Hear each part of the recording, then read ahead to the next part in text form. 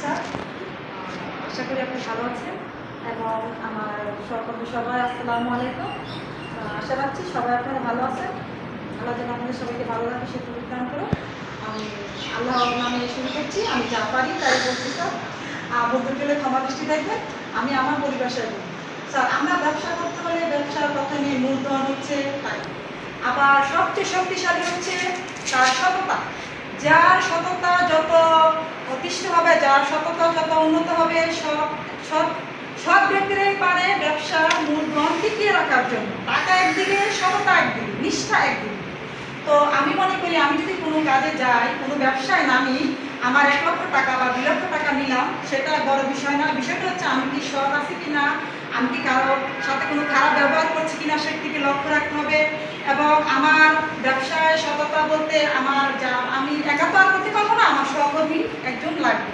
সে কি ভালো না মন্দ সেটা আমাকে যাচাই করতে হবে। তাকে যাচাই করে তারপর তাকে নিয়ে সঙ্গী হিসেবে আমি একটা ব্যবসায় নামতে চাই। যেমন একটা গরুর খামার আমি দিলাম, তো এটাকে ভালোভাবে পরিচালনা করার জন্য আমার সঠিক পদ্ধতি নিতে হবে। এবং যখন আমি আমার পরিচালনা শুরু করব, তো আল্লাহর নামে শুরু করব, যেন ব্যবসাটা ভালো হয় আল্লাহর রহমতে। ব্যবসাটা ভালো করতে হলে আমাকে সৎ হতে হবে এবং পরিশ্রমী হতে হবে, ধার্মিক হতে হবে, সততা বজায় রাখতে হবে। তো এটি এখানে বলা আছে যে ব্যবসার লক্ষ্য অর্জনের জন্য ভবিষ্যতে আমি যে ব্যবসা করব এবং সেটা সঠিক হচ্ছে কিনা সেটার দিকে খেয়াল রাখতে হবে। ব্যবসাটা টিকে রাখতে পারবো সেটাও খেয়াল রাখতে হবে। ছোটো হোক বড় হোক সেটা একটা ব্যবসা, সেটাকে আমার বড় মনেই করতে হবে।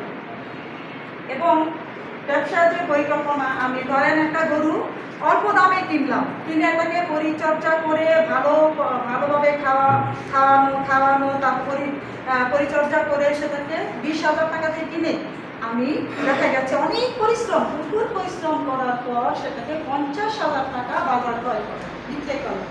তখন ওই বিক্রে আমার এখানে দেখা যাচ্ছে 30,000 টাকা লাভ হচ্ছে। তো আমাদের সংসারে ছেলেমেয়েরা ভালো থাকবে, এরকম পরিকল্পনা করে আমাদের কোনো কিছু করা প্রয়োজন। কারণ ভাবিয়া করিও কাজ, করিয়া ভাবিও না। আগে থেকে পরামর্শ নিতে হবে পরিবার, বাবা মায়ের, আত্মীয় স্বজনের, যেন তোমরা আমাকে দোয়া করো। আমি ছোট্টখাটো একটা গরুর ব্যবসা নিচ্ছি, আল্লাহ যেন আমাকে সেটা বরকত দান করে, আমাকে যেন সৎ রাখে, আমি যেন কাউকে না ঠকাই, তাকে যেন ন্যায্য দামে আমি যেন না ঠকি, অপরকে যেন না ঠকাই। এটাই সততা এবং ব্যবসার মূলধন। একমাত্রই সততাই পারে ব্যবসাকে টিকিয়ে রাখার জন্য। টাকা একদিকে, আর অপর দিকে হচ্ছে মহান আল্লাহ তাআলা একটি অশেষ রহমত, যে রহমতে মানুষের ব্যবসাকে অনেক উন্নতি নিতে পারে। ছোট থেকেই বড় হয় ব্যবসা, তখনই বড় আশা করে বড় বড় ডাক দিলে ব্যবসা টিকিয়ে রাখা সম্ভব নয়, কারণ ছোট থেকেই বড় হয়। আমি অল্প অল্প করে, একটু করে পরিশ্রম করে, পরিশ্রম মাথার দাম বাইরে ফেলে আমি সংসারের জন্য একটা গরু কিনে এই গরুটা বাজারজাত করে বিক্রি করে এটাকে আমার সংসারকে স্বাবলম্বী করতে পারবো।